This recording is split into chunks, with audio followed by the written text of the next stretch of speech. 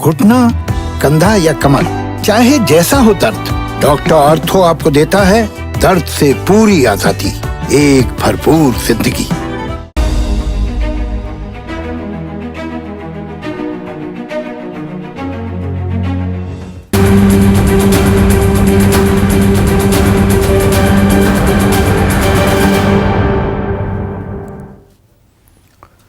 नमस्कार, मैं हूं संदीप चौधरी। आज सबसे बड़ा सवाल की शुरुआत में एक गाने के साथ करने वाला हूं। एक गाना सुनिए, थोड़ा मुश्किल वक्त है, दिक्कत में है, परेशानी का सबब, चार तरफा हम घिरे हुए हैं किसी ना किसी दिक्कत में। 11 साल पहले यह फिल्म आई थी, नाम आपको ध्यान होगा, पीपली लाइव। और पीपली लाइव का जो ये गाना है 2011, 12, 13, जब महंगाई का दौर आया तो मीडिया ने, हम लोगों ने इसका खुलकर बेजा इस्तेमाल किया महंगाई का मुद्दा उठाने के लिए। यह बात और है कि इस फिल्म में मीडिया जो सनसनीखेज बनाता है बातों को, छोटी छोटी बात, तिल का जो ताड़ बनाने में हमें महारत हासिल थी 2010 में, वो महारत आज भी कायम है। आज भी पीपली लाइव चलता रहता है, पर मीडिया की बात नहीं कर रही। अपने गिरेबान में तो हम बहुत कम झांकते हैं, लेकिन 11 साल पहले जो महंगाई का मुद्दा उठा था और 2-3 साल तक उसकी गूंज पूरे देश में सुनाई दी गई थी, आज महंगाई डायन फिर से हमें खाती दिख रही है। इस संकट काल, संक्रमण काल, आपदा आफत काल में, इस कोरोना काल में,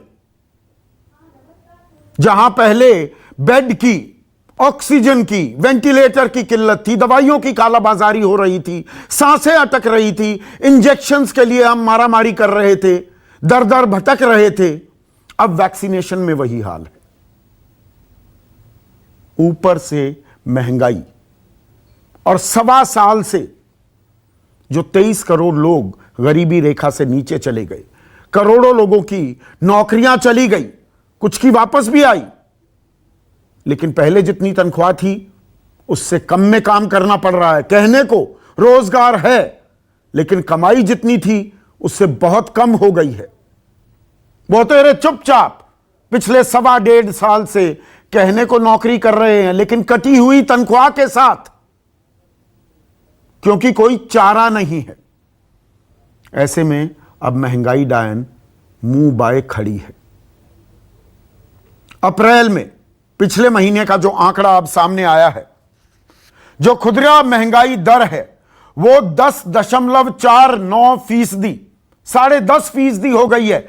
8 साल के सबसे उछले स्तर पर खुदरा महंगाई, थोक महंगाई दर, मैं खुदरा की बात भी नहीं कर रहा हूं, यह होलसेल प्राइस इन्फ्लेशन जो है ना, इंडेक्स जो है, उसकी बात है। तो आपको, मुझको चीजें कितने में खरीदनी पड़ रही हैं उसका सहज अंदाजा आपको मुझसे बेहतर अंदाजा है। जेब पर मार पड़ रही है आम आदमी के। कल मैंने बात की थी पेट्रोल और डीजल की, डीजल 90 पार, पेट्रोल 100 के पार। लेकिन खाने के तेल की भी बात करें तो खाने के तेल में सरसों का तेल, कच्ची घनी का तेल हम सब इस्तेमाल करते हैं। ये अब 200 से 215 रुपए भी बिक रहा है बहुत जगह। 180-90 तो देश भर का एवरेज फिगर भी लेंगे, 180-90 रुपए, 200 रुपए तक सरसों का तेल बिक रहा है। 100 रुपए से कम था ये पिछले साल, मई के महीने की बात कर रहा हूं। सोयाबीन रिफाइंड 160 रुपए, पामोलिन ऑयल, पाम ऑयल भी कहते हैं, 140 रुपए, मूंगफली का तेल 175 रुपए, सनफ्लावर तेल 170 रुपए। इनमें से कोई ना कोई आपके घर में कुकिंग मीडियम के तौर पर इस्तेमाल होता है, लेकिन किसी का ध्यान इस तरफ नहीं जा रहा है। और ध्यान गया भी तो हो सकता है देश की वित्त मंत्री कहें कि नहीं, मैं तो तेल का इस्तेमाल नहीं करती। जैसे प्याज की कीमतों में आग लगी थी तो उन्होंने कहा मेरे घर में तो कोई प्याज नहीं खाता। तो कह सकती हैं कि अरे तेल का इस्तेमाल ही क्यों करते हो, तेल तो सेहत के लिए अच्छा नहीं है। ऑयल फ्री खाना खाइए, बेक कीजिए, एयर फ्रायर का इस्तेमाल कीजिए घर में। यह तो बात हो गई तेल की। लेकिन सिर्फ तेल ही तेल नहीं निकाल रहा है हमारा। दालों की बात की जाए, चना जो 70 रुपए थी कीमत चना दाल की, अब 85 से 90 है। अरहर 90 के बजाय अब 120 सवा 100 रुपए में बिक रही है। मूंग 110 के बजाय 120 रुपए में, उड़द 110 के बजाय 130 रुपए में, मसूर 65 के बजाय 90 रुपए में बिक रही है। काबुली चना 80 रुपए की जगह 120 रुपए, 50% का इजाफा हो गया है। आलू प्याज की बात करता हूं, प्याज की बात फिर से आ रही है, इस पर तो खैर ध्यान नहीं देंगी वित्त मंत्री। 10-15 रुपए वाला आलू 20-25 रुपए, 15 रुपए का प्याज 25 रुपए, खीरा 10-15 रुपए, अब 20 से 25 रुपए से 30 रुपए तक। टमाटर 10 से 15 रुपए, 30 रुपए किलो भी बिक रहा है। बैंगन 10 से 20 रुपए वाला 30 से 40 रुपए। और आजकल कोरोना का काल है, सेहत पर आप ध्यान रख रहे हैं। नारियल पानी 40 रुपए में बिकता था, 50, 90, 100 में भी बिक रहा है। 80-90 से 80 से नीचे आपको मिलेगा ही नहीं। मेरी बीवी ने कहीं जुगाड़ किया है, कोई ऐप है, वहां 60 रुपए से न जाने कैसे लेती हैं, लेकिन नारियल के दाम, नारियल पानी के दाम दोगुने हो गए हैं। अंडा आप में हम सब इस्तेमाल करते हैं, 125-30 रुपए की ट्रे, 30 अंडों की ट्रे मिला करती थी। अब नोएडा में 300 रुपए तक वो ट्रे मिल रही है। इजी डे में मेरी सोसाइटी में उनका स्टोर है, 270 रुपए में अंडे की ट्रे मिल रही है। दोगुने से भी ज्यादा दाम हो गए हैं। नींबू, गर्मी है, 80 रुपए की जगह 160 रुपए में बिक रहा है। यह मैं लखनऊ के रेट बता रहा हूं, मेरे सहयोगियों ने बहुत मेहनत की आज, थोक विक्रेताओं से भी और खुदरा व्यापारियों से भी रेट लिए हैं। दिल्ली में 70-80 वाला नींबू 140-150, अदरक 40 रुपए वाला 80 रुपए,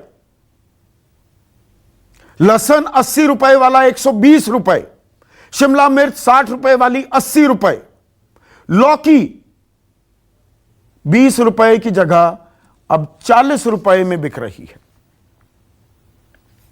लेकिन कोई चर्चा नहीं हो रही है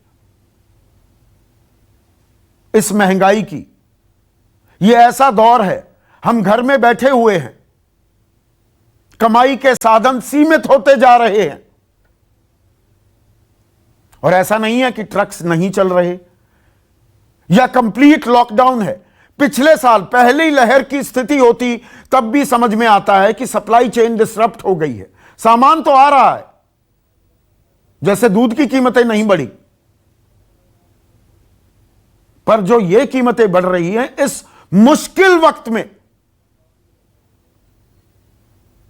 तो आम आदमी परेशान है। किचन में, रसोई में आग लगी हुई है। इस आग को बुझाने की जरूरत है। ऐसे में आज का सबसे बड़ा सवाल, महंगाई डायन खाए जात है और आम आदमी पर चौतरफा मार। कुछ तो करो सरकार, या मैं कहूं कुछ तो करो ना सरकार। और चर्चा में मेरे साथ राजनीतिक मेहमान तो जुड़ेंगे, लेकिन परेशानी आपकी, मेरी, हम सबकी है, आम आदमी की परेशानी है। तो आज मैं इस कार्यक्रम में आपको सीधे आम आदमी की, आपकी रसोई में लिए चलूंगा। पहले मेरे साथ 4 गृहिणी जुड़ रही हैं। ये हमारे घर की होम मिनिस्टर्स हैं। और ऐसा नहीं है, मैं महिलाओं का बहुत सम्मान करता हूं, महिला सशक्तिकरण की पूरी पैरवी करता हूं। महिलाएं फाइटर जेट्स भी उड़ाती हैं, साइंटिस्ट भी हैं, डॉक्टर्स भी हैं, एजुकेशनिस्ट भी हैं, प्रोफेशनल्स भी हैं। और आपके मेरे जैसे मर्दों का घर भी संभालती हैं। हमारे बस की तो है नहीं। तो इन्हें सलाम और इनका परिचय भी करा दूं। मेरे साथ नोएडा से, जहां मैं बैठा हुआ हूं, कुसुम जुड़ चुकी हैं, मानवी द्विवेदी हैं, लखनऊ में मौजूद हैं, प्रगति मुंबई से मेरे साथ जुड़ गई हैं और मनीषा जयपुर से हैं। तो मनीषा, जो मैं शुरुआती संबोधन में कहा, यह रसोई में जो आग लगी हुई है, बढ़ा चढ़ाकर तो नहीं कह रहा हूं, दिक्कत का सबब है। नहीं कहा है आपने, ये बिल्कुल आपने जो एक सही पिक्चर रखी है अपने एक रसोई की, एक जहां देखा जाता है कि एक घर की शुरुआत किचन से ही होती है और एक घर के बजट की शुरुआत है वो किचन से होती है और किचन पे जाके खत्म होती है।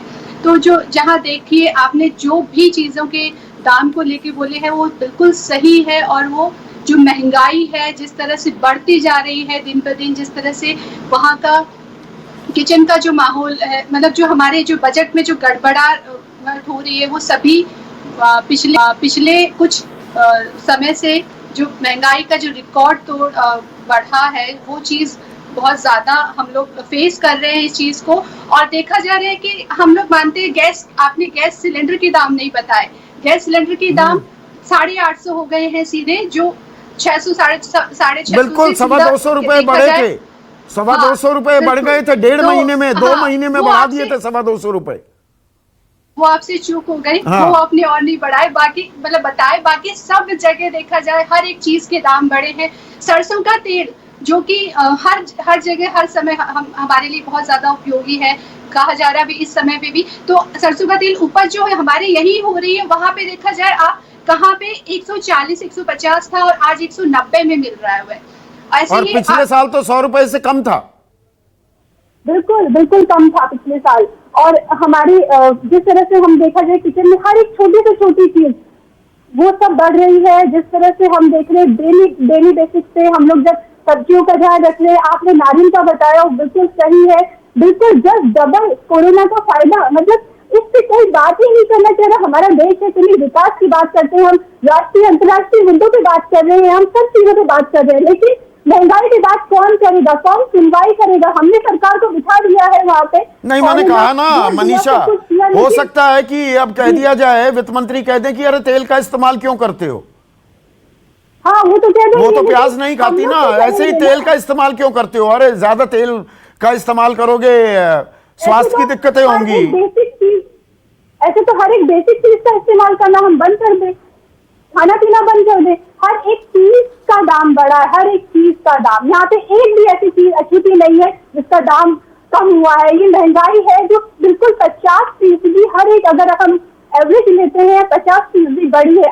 आपने पिछली बार कैसे पेट्रोल और डीजल के दाम हुआ करते थे जो कि महीनों में बढ़ते थे, 2 महीनों बाद 3 महीनों बाद बढ़ रहे हैं, और यहाँ पे आप डेली बेसिस पे कह रहे हैं कि आपको हर दिन बढ़ता हुआ दिख रहा है और उससे कोई बात नहीं हो रही, उससे कोई चर्चा नहीं हो रही। मानवी, जहाँ पे हाँ मानवी, आपका कितना रसोई का खर्च कितना बढ़ गया है? साल 6 महीने पहले जितना रसोई पर आप खर्च करती थी, अब कितना उसमें इजाफा कितना हो गया मानवी? सर मान के चलिए कि पहले जैसे अगर हम लोग 4 लोग अगर बहुत के साथ भी अगर हम काम करते हैं और रसोई का संचालन करते हैं तो 25 से 30 हजार महीने का खर्च होता है, जिसमें अगर हम सब्जियों को लेते हैं, फल फ्रूट्स लेते हैं। एक आम इंसान अगर खाना खाता है तो साथ में सब्जी भी खाता है, फ्रूट्स भी लेता है, क्योंकि आपको पता है जैसा कि कोरोना काल चल रहा है, लोग अपने हेल्थ पर भी बहुत कॉन्शियस हैं और अपने स्वास्थ्य को भी सही रखना चाहते हैं। इस तरह से मान के चलिए कि अगर हम बहुत कटौती भी करते हैं तो 10,000 मान के चलिए कि हमारे ऊपर बर्डन एक्स्ट्रा हो चुका है। 10,000 जहां 25,000 था 35,000 हो गया, मोटा मोटा कम से कम 30% का इजाफा। मनीषा कह रही हैं लगभग 50%। और आपने फलों की, मैंने गैस सिलेंडर का जिक्र करना भूल गया, और फलों का भी, पपीता मतलब हर कोई खाता है, आप भी खाती होंगी, सुबह 40 रुपए का पपीता 90 रुपए हो गया। केलों के दाम का भी यही हाल है। कोरोना में सर आपने भी देखा होगा, जहां मौसमी फल जो थे हमारे 80 रुपए से मिला करता था, 200 रुपए चला गया। संतरा जो था वो 300 रुपए किलो मिलने लग गया। आप फलों का ही रेट देख लीजिए, नींबू के प्राइस जहां 80 रुपए किलो अगर हम लिया करते थे वो 120, 150, 200 तक गया। तो आप ये मान के चलिए कि ये तो सभी को पता और है। ये वो चीजें हैं मानवी जो घर में इस्तेमाल करेंगे, आप अपने बच्चों को जरूर देना चाहेंगे कि भाई सिट्रस फ्रूट्स देने हैं, नींबू पानी देंगे, संतरा खिलाएंगे, पपीता खिलाएंगे। जी सर, जी सर। सबसे बड़ी बात तो मैं ये कहूंगी, तेल महंगा, पेट्रोल महंगा, डीजल महंगा, रसोई गैस महंगी, और घर में यूज होने वाला जितना सामान है वो सारी चीजें इन्हीं पर बुनियाद जो है वो इसी पे निर्भर करती है। जब तेल के दाम बढ़ जाएंगे तो सर किचन से संबंधित जितना भी सामान है उन सब के रेट बढ़ जाएंगे। जहां आलू हम 20 रुपए किलो खरीदते थे, आज 35 रुपए हो गया है। टमाटर हम 20 रुपए किलो खरीदते थे, 35 रुपए हो गया है। तो छोटी मोटी सब्जियों का अगर हम रेट की बात करते हैं तो 20 रुपए हर सब्जी में इजाफा है। अगर हम महंगी बिल्कुल, ये छोटी छोटी जो चीजें हैं प्रगति, जो बात यहाँ पर अभी मानवी भी कह रही है, कांदा, आपकी तरफ तो वो बटाटा, कांदा, प्याज, टमाटर के लिए दूसरे शब्दों का इस्तेमाल होता है। आलू हो, प्याज हो, कांदा हो, खीरा, टमाटर, हर चीज में दोगुनी हो गई हैं कीमतें। 50, यस दोगुनी हुई है। और सर जी क्या बोला है, प्रोटीन्स वाली दालें खाओ कोरोना के इसमें, उसका भी दाम दोगुना बढ़ रहा है सर। और दूसरी बात यह है कि सब मैनेज करना एक गृहिणी के लिए बहुत असंभव बात हो जाती है। पूरा मंथली सब मैनेज करो और पूरा दुगना खर्चा बढ़ गया है। ये 2 महीने के अंदर आप 6 महीने, 2 महीने क्या बोल रही हूँ मैं, 6 महीने के अंदर ये दोगुना भाव बढ़ रहा है। इससे पूरी दिक्कत आ रही है और पूरा घर मैनेज करते करते ये हम लोगों को स्ट्रेस हो रही है कि यार कैसे हम मैनेज करें, ऊपर से ये महामारी और ऊपर से ये महंगाई की महामारी। नहीं, ये स्ट्रेस तो होता है ना, घर में दबाव होता होगा, आपके बच्चे भी कहते होंगे प्रगति, आपके पति कहते होंगे। मैं अपने घर की बताता हूँ, अब मुझे और मेरे बेटे को अंडे बड़े पसंद हैं। हम काफी अंडे की कंजम्पशन करते हैं। बीवी ने लानी बंद कर दी, अरे 300 रुपए की ट्रे नहीं लेकर आऊंगी, मेरा बजट बिगड़ जाता है। तो मैं और मेरा बेटा हाथ पर हाथ धरे बैठे रहते हैं कि अरे ब्रेकफास्ट का तो मजा ही नहीं आ रहा, अंडे कैसे खाएं। नहीं, और वो क्या, हाँ नहीं सर, और वो भी है क्या, कोरोना प्रोटोकॉल इसमें अपनी इम्यूनिटी बढ़ाने, अभी आपकी ऑडियो नहीं आ रहा है, अभी प्रगति बोल रही है। नहीं, मेरे फैमिली को मुझे अच्छी से इम्यूनिटी, हाँ आप अपनी बात जारी रखिए। उस हिसाब से मुझे वो मैनेज करना मेरी जिम्मेदारी है, मेरी फैमिली हेल्दी रहे, सुरक्षित रहे। हाँ, तो उस हिसाब से मुझे वो मैनेज करना भी पड़ता है, तो वो भी मैं करती हूँ। तो उस हिसाब से देखा जाए तो सर आप ही देखिए कि किस तरह से ये भाव इतने बढ़ रहे हैं कि एक सामान्य लेडी को मैनेज करना, बैलेंस करना बहुत कठिनाई जा रही है। तो क्या करे क्या ना करे, इतनी कंफ्यूजन हो रही है कि किस तरह से बैलेंस करे। नहीं, प्रगति पर सरकार बिल्कुल चुप बैठी है कि महंगाई बढ़ रही है तो बढ़ने दो, मानो कि अरे अभी तो कोरोना से लड़ाई लड़ेंगे, महंगाई की बात बाद में करेंगे। ये भी तो एक समस्या है ना। मेरा ये मानना है, जैसा कि डॉक्टर भी रिकमेंड करते हैं कि इससे ना हम लोगों को जो रहते हैं ना। हाँ बोलिए प्रगति, आप बोलिए, मैं मानवी आपके पास आ रहा हूं। जी प्रगति बोलिए। हाँ, तो डॉक्टर जिस तरह से हमें कोरोना के इसमें ये करना जरूरी है, उसी तरह से हमें भी ये फैमिली और ये इस बारे में सोचना भी बहुत जरूरी पड़ता है। इसलिए मैं वही बोलना चाहती हूँ कि सरकार हमारी दुविधा को समझे कि हमें भी गृहिणियों को बहुत स्ट्रेस हो रहा है, इस बैलेंस करना, मैनेज करना। उस हिसाब से देखा जाए तो आप देखिए कि एक गृहिणी, पूरा फैमिली या ज्वाइंट फैमिली हो तो सास ससुर है, उनका भी उनको मैनेज करना पड़ता है। तो टमाटर से लेके हर चीज ऐसे दुगुनी बढ़ने के बाद हम किस तरह से मैनेज करें, वो एक अलग सी बात हो रही है। हाँ, तो दबाव है। मानवी, आप कुछ कहना चाह रही थी कि ये पेट्रोल डीजल का, तो मैं ये कहना चाहती हूँ कि जैसा डॉक्टर्स कहते हैं कि आप प्रोटीन डाइट लीजिए। अगर हम प्रोटीन डाइट की बात करते हैं तो प्रोटीन डाइट में आपका एग आ गया, पनीर आ गया, और बहुत सारे ऐसे फ्रूट्स आते हैं, दाल आती है। अगर आप महंगाई की बात करते हैं तो आपने एग का जिक्र किया सर, एग के रेट बढ़ चुके हैं। अगर हम पनीर की बात करते हैं तो पनीर का रेट बढ़ चुका है, या फ्रूट्स में जाते हैं तो फ्रूट्स के रेट बढ़ गए। तो जिससे हमें प्रोटीन मिलना है उन सभी प्रोडक्ट का रेट जो है वो बढ़ चुका है, जिससे कि अब हम अगर प्रोटीन डाइट की बात करते हैं तो हम उन्हें खा नहीं सकते क्योंकि रेट, हमारा बजट बिगड़ता है। तो महंगाई का असर सर खान पान पे भी बहुत ज्यादा हुआ है, खान पान पर भी असर पड़ा है। और कुसुम जी, आप मुस्कुरा रही थी जब मैंने अंडे का भी जिक्र किया। दालों का भी देखिए ना आप, दाल तो हर घर में बनती हैं, 2-2 दफा भी बनती हैं, लंच में भी बनती है, बहुत जगह डिनर में भी बनती है। अब चना हो, अरहर हो, मूंग हो, उड़द हो, मसूर हो, कौन सी दाल है जिसके दाम नहीं बढ़े?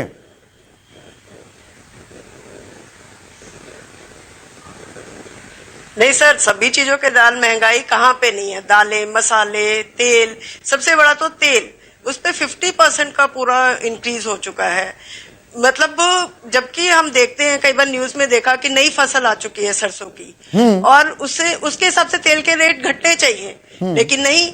पेट्रोल डीजल के दाम बढ़ने से, हम कोई गांव में तो रहते नहीं है या हम खेती कर रहे हैं, हर चीज मतलब ट्रांसपोर्ट होकर के ही हमारे यहाँ पे आनी है, वो सबका असर भी। सारी सब्जियां, सब कुछ, राजमा देख लीजिएगा 110 की मिल रही थी, अब पहले मिलती थी 150 हो गया है।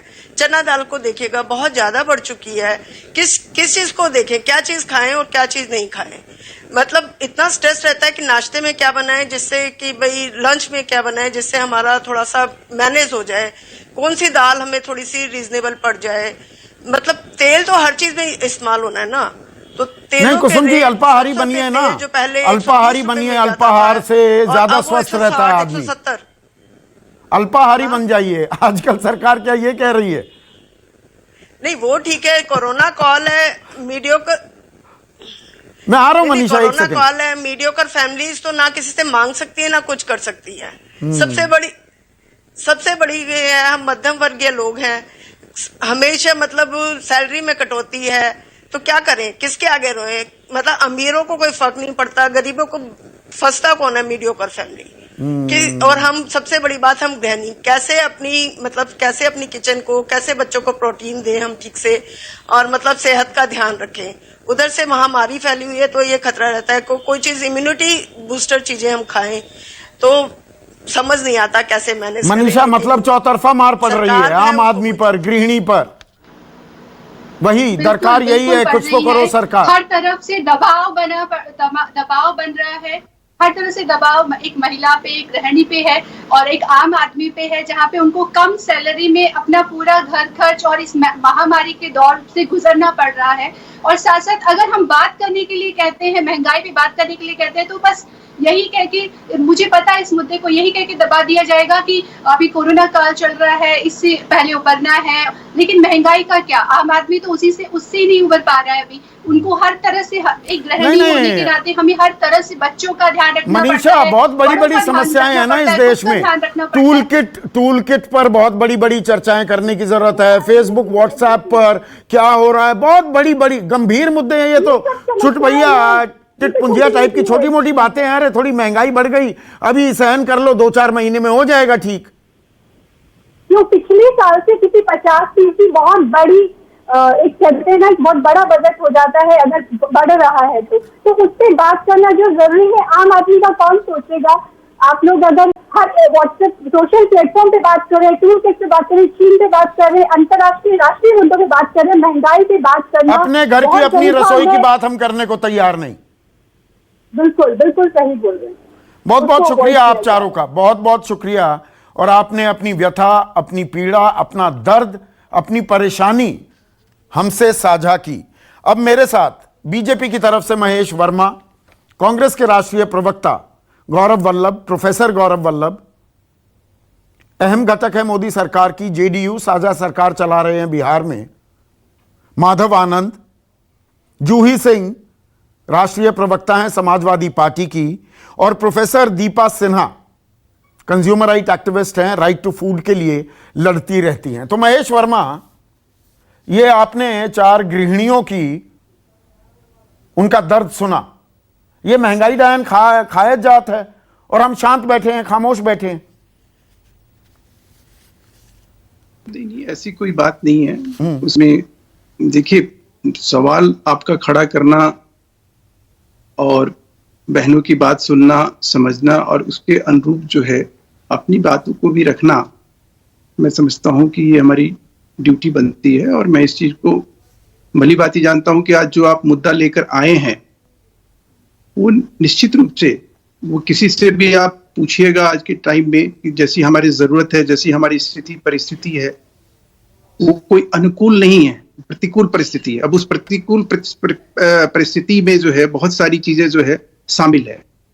उसमें सिर्फ ये आप कह दीजिए कि भाई देश का वित्त मंत्री जो है, या आपकी ये टीका टिप्पणी से कि भाई वित्त मंत्री कह देंगे कि भाई तेल ही मत खाओ, तो ये सरकार वैसी नहीं है। ये सरकार वो है जो 80 करोड़ परिवार को जो है 8 महीने तक भोजन की व्यवस्था करके दी है। अभी 4 महीने की और प्रधानमंत्री ने घोषणा की है।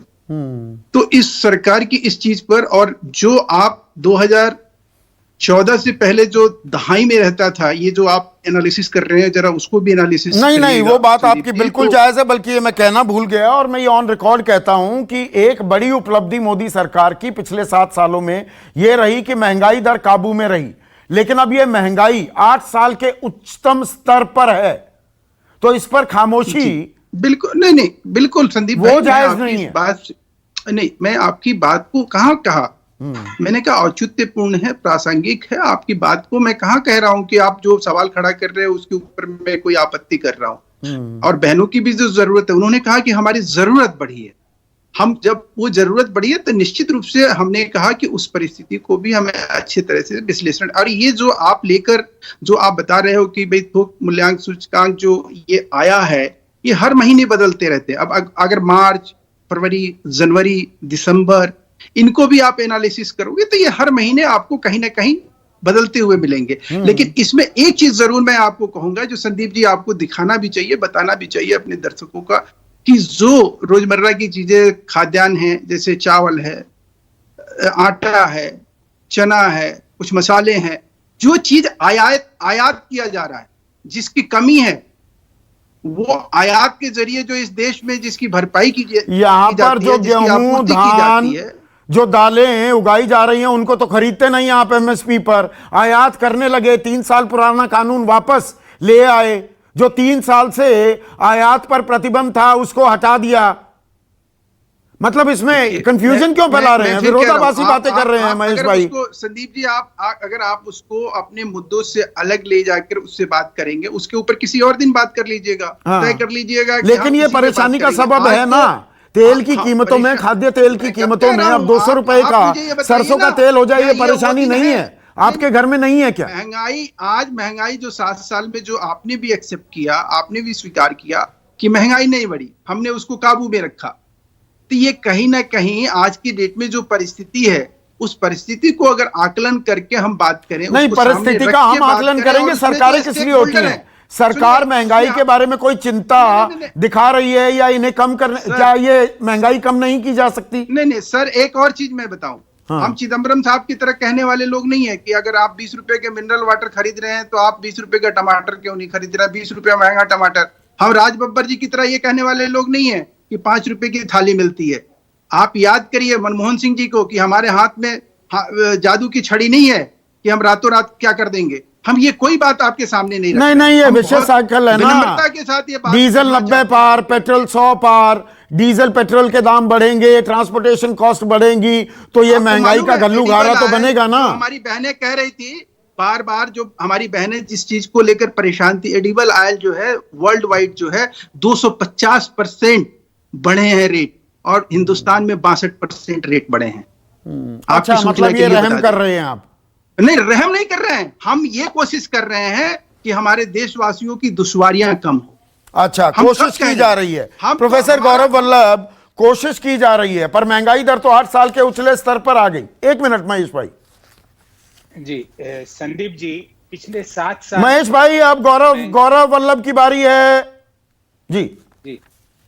संदीप जी, पिछले 7 साल में महंगाई डायन से डार्लिंग हो चुकी है, ये परिवर्तन आया है। और ये वर्मा जी कुछ बातें कर रहे थे और कुछ आंकड़े भी दे रहे थे।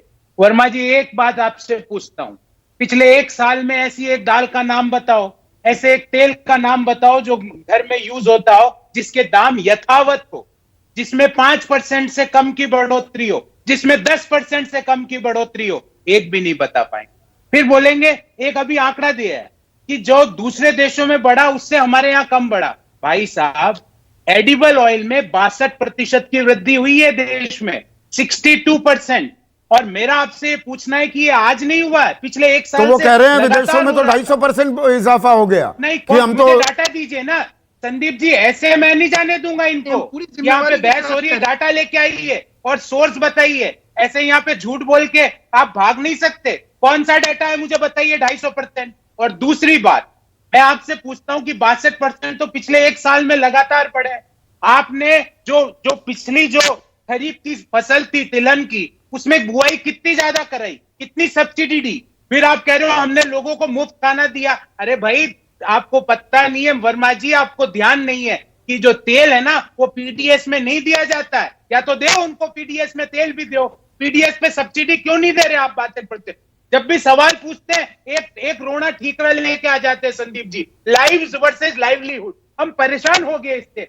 अरे लाइवलीहुड भी उतनी, पर ये तो हकीकत है ना, 7 साल महंगाई काबू में थी, आपके दौर में 3 साल तक महंगाई की मार हमने झेली है। महंगाई की मार जो है ये पहली बार झेल रहे हैं, पर हम रेड फ्लैग रेज करते हैं हर बात पर। मेरा आपसे ये सवाल है कि आज एडिबल ऑयल 11 साल के उच्चतम स्तर, जवाब कौन देगा।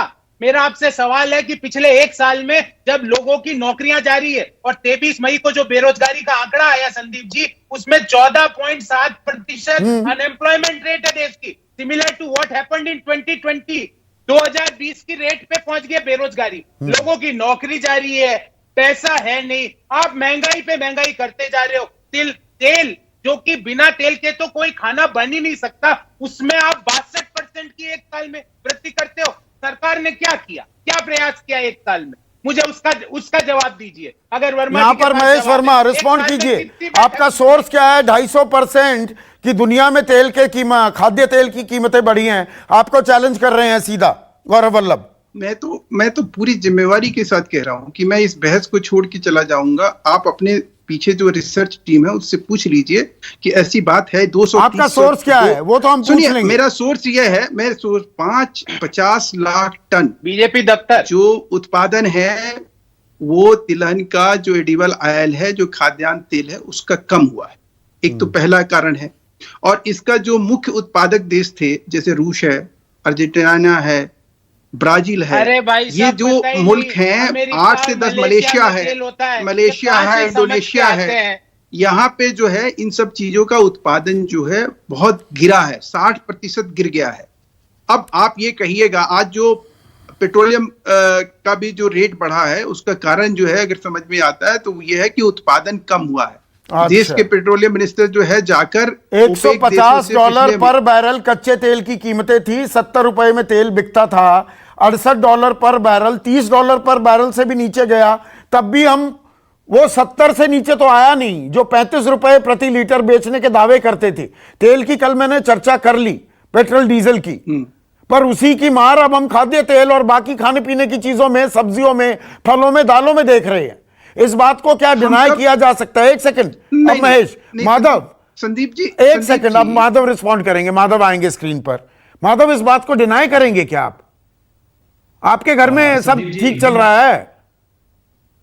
नहीं संदीप जी, जिस रूप में महंगाई जो है तेजी से बढ़ रहा है, ये एक चिंता का विषय है और मैं आपके बात से पूरी तरह सहमत हूं। लेकिन एक चीज बात ध्यान रखने की जरूरत है संदीप जी, जब मोदी जी गुजरात के मुख्यमंत्री थे और जब कैंपेन कमेटी के अध्यक्ष बने थे बीजेपी में, तो उन्होंने हमेशा से कहा कि जब मेरी सरकार आएगी, जब बीजेपी की सरकार आएगी तो पेट्रोलियम पदार्थों को जीएसटी के दायरे में लाएंगे।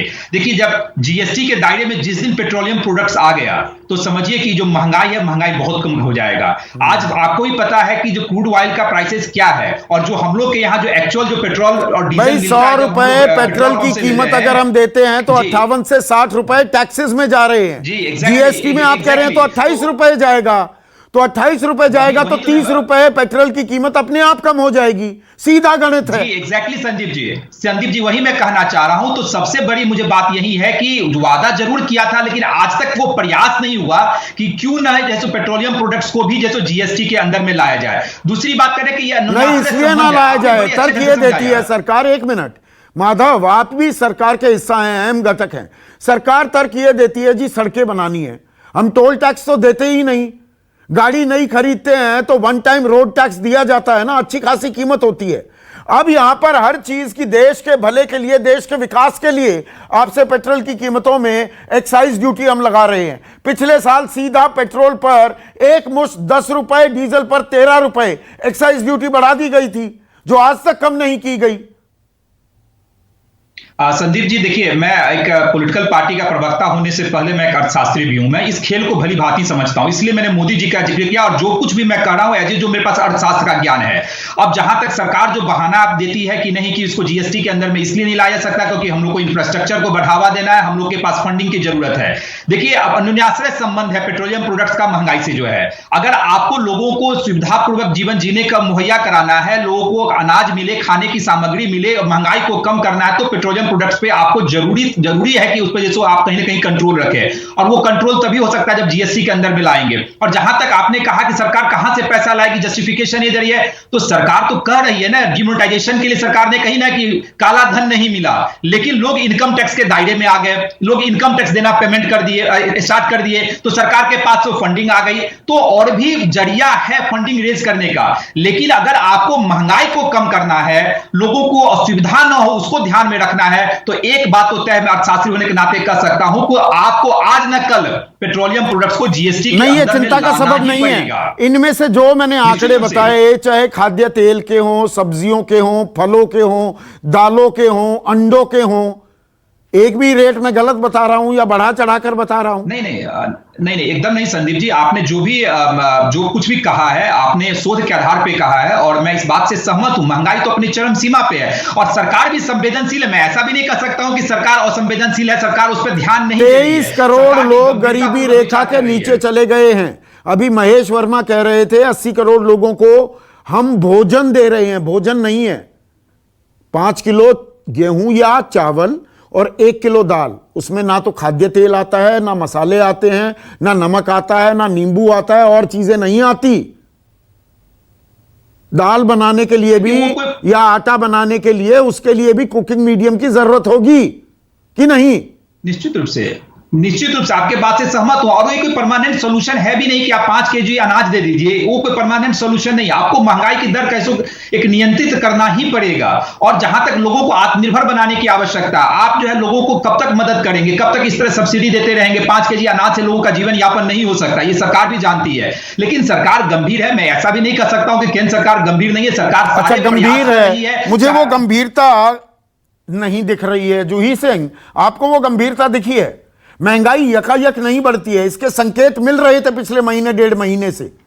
और मैं बल्कि पिछले 4-5 महीने पीछे जाऊं, दिसंबर जनवरी में आपको ध्यान होगा, आप बेहतर जानती हैं मुझसे, 2 महीने के भीतर लगभग 225 रुपए रसोई गैस के दाम बढ़ा दिए गए थे।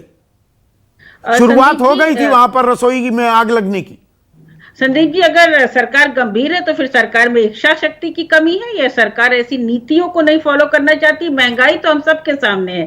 कहना कि गांव के लोगों की थाली में, आप अभी महिलाओं को सुन रहे थे, दाल गायब हो गई है, तेल हम खरीद नहीं पा रहे हैं, पेट्रोल डीजल के दाम निरंतर बढ़ रहे हैं, थोक महंगाई दर ऑलरेडी 10.4 है, तो आगे ये बढ़ेगी क्योंकि सरकार की ऐसी कोई भी योजना नहीं आ रही है जिससे कि हम नियंत्रित कर सके। साथ ही सप्लाई चेन पूरी तरह टूट चुकी है। एक तरफ तो नौकरियां जा रही है, सुरक्षित रोजगार जिनको हम कहते हैं, और दूसरी तरफ सरकार अगर वास्तविकता को नहीं समझ रही है और ये कह रही है कि हम मनरेगा के तहत रोजगार सृजन कर देंगे, तो आप जनता से धोखा कर रहे हैं। मिडिल क्लास सबसे ज्यादा पिस रहा है। कई गृहिणियों ने कहा कि मिडिल क्लास की तो कोई बात नहीं करता। मिडिल क्लास की बात करनी चाहिए क्योंकि वो उनकी एक सीमित आय होती है, वही पैसा हर वर्ष आता है जिसकी हर महीने जिसकी कीमत कम होती जा रही है।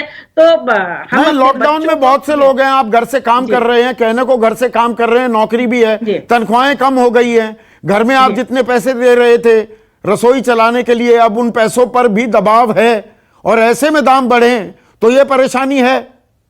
परेशानी है और बचत भी लोगों की खत्म हो गई है। एक समय सीमा तक लोग अपनी बचत से अपना घर चलाते थे। लॉकडाउन में अगर हम घर से भी काम कर रहे हैं तो कई लोगों की तो नौकरियां चली गई। अभी एक सर्वे आया है कि एमएसएमईज भी जब जिनके पास 1-2 महीने का कैश बचा है तो वो लोगों की 59%। मैं आपको बता दूं, लोकल सर्कल्स करके एक इंस्टीट्यूट है, उन्होंने स्टडी की थी, 11,000 एमएसएमईज और स्टार्टअप से बात की। 59% या तो ताले लग चुके हैं या बंद होने के कगार पर हैं या साल के आखिर तक फोल्ड अप कर जाएंगे अगर हालात नहीं सुधरे तो। तो संदीप जी, कहा गया तो हम भी तो ये नहीं कह सकते ना कि हम प्याज नहीं खाते इसलिए हम प्याज की कीमतों पर नियंत्रण नहीं करेंगे, या सरकार अगर हम प्रति व्यक्ति की आय को देखें तो हमारी आय भारत में इंडोनेशिया, मलेशिया, अमेरिका से बहुत कम है।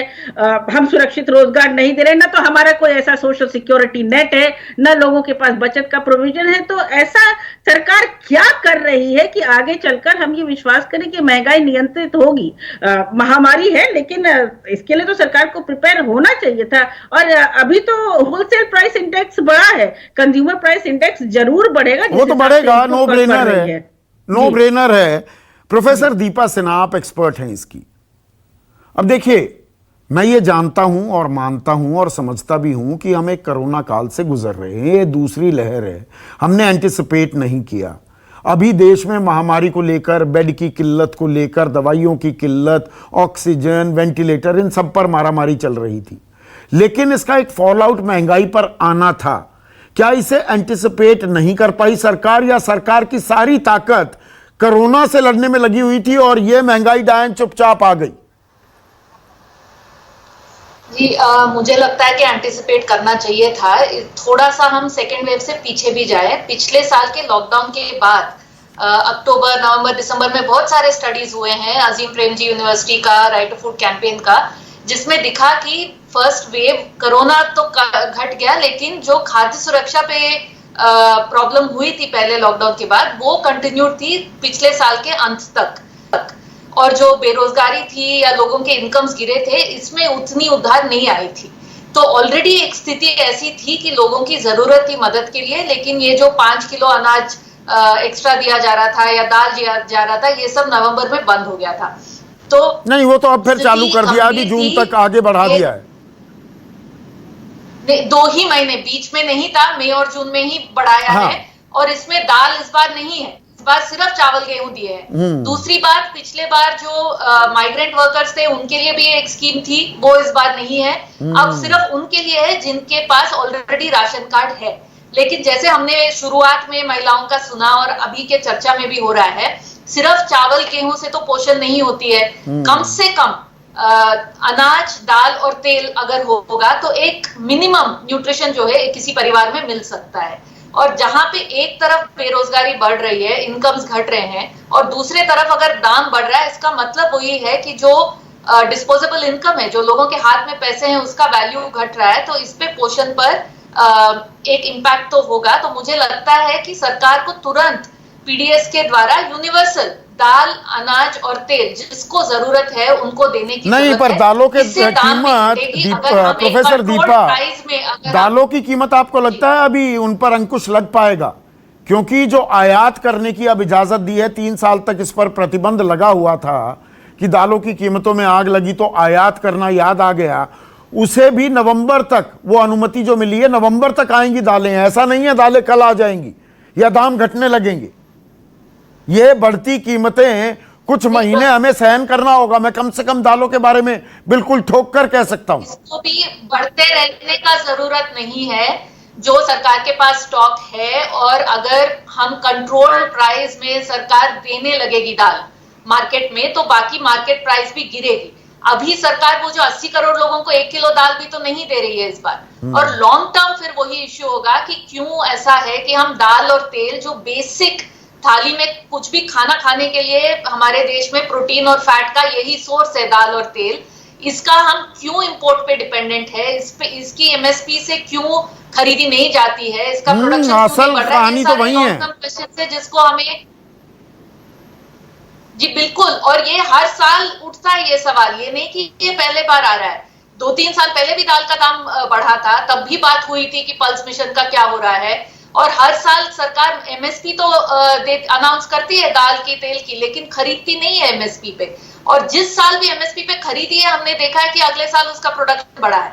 तो इसमें वो बहुत क्लियर है कि अगर हम एनकरेज करेंगे, अगर हम किसानों से खरीदेंगे सही दाम पे, तो उत्पादन भी बढ़ेगा। लेकिन वो अभी अगले 2 महीने में तो नहीं बढ़ सकता है। नहीं, उसमें भी एक खेल हुआ है ना महेश वर्मा, उसमें भी खेल हुआ है। एसेंशियल कमोडिटीज एक्ट में आपने होर्डिंग अलाउ कर दी कि जो भी व्यापारी चाहे तो वो जितना खरीद कर अपने पास रख सकता है। दालों की कीमतें बढ़ने लगी, किसानों को न्यूनतम समर्थन मूल्य से भी अच्छा दाम मिला तो वो सारी प्रक्रिया रोक दी।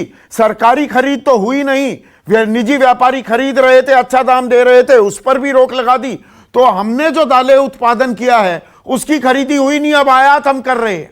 गलत कह रहा हूं मैं महेश वर्मा? नहीं, आप जो होर्डिंग की बात कह रहे हैं, आप किसकी वजह से कह रहे हैं? नए कानून की अगर आप बात कर रहे हैं, उस कानून के तहत अगर कोई आप बात खड़ा कर रहे हैं या वो हाँ, तो वो तो अलाउ कर दिया ना कि आप जितनी नहीं, अगर मैं आरती हूं, मैं कितना भी खरीदूं एमएसपी से ऊपर दाम देकर, ऊपर हाय तौबा मचाया जा रहा है, जिस पर ये कहा जा रहा है कि इसको बंद करो, ये करो, वो करो, ऐसे करो, वैसे करो, उसका कोई मतलब नहीं है। संदीप भाई, आप अगर हमारे में मीन मेख निकालना चाहें, हमें कुछ कहना चाहें, सवाल ये मीन मेख क्यों सवाल पूछ रहा हूं, आप बताइए जायज है कि ना जायज है? आप बोलने के लिए आजाद है, आप कुछ भी कह सकते हैं। अभी आपने जब बहनों की मैं बात सुन रहा था तब आपने बहुत टीका टिप्पणी करी, हमने उस चीज के लिए हम कुछ नहीं कहने जा रहे हैं। आपका काम है टीका टिप्पणी करना, आप करिए, लेकिन हम एक चीज मैं आपको बताऊं, हमारी नीति और नियत वो अस्पष्ट है।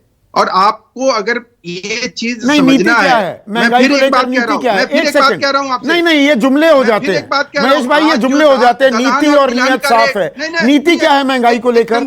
संदीप जी, आप बेक तरीके से कोई चीज अगर रखिएगा तो आपके दर्शकों को भी कंफ्यूजन होगा, मुझे भी कंफ्यूजन होगा। जो आपके पैनलिस्ट हैं वो बिना मतलब के हावी होंगे। मैं आपको सिर्फ ये कह रहा हूं कि अगर दलहन तिलहन की अगर बात आप कर रहे हैं, मैंने आपसे शुरुआत में कही कि जो इंपोर्ट कर रहे हैं हम लोग, आयात कर रहे हैं, आप दलहन की आप बात कर रहे हैं, दलहन का रेट उठा लीजिए, आप सब्जियों का रेट उठा लीजिए, जो मौसमी सब्जियां हैं वो निश्चित रूप से उनके दाम बढ़ेंगे।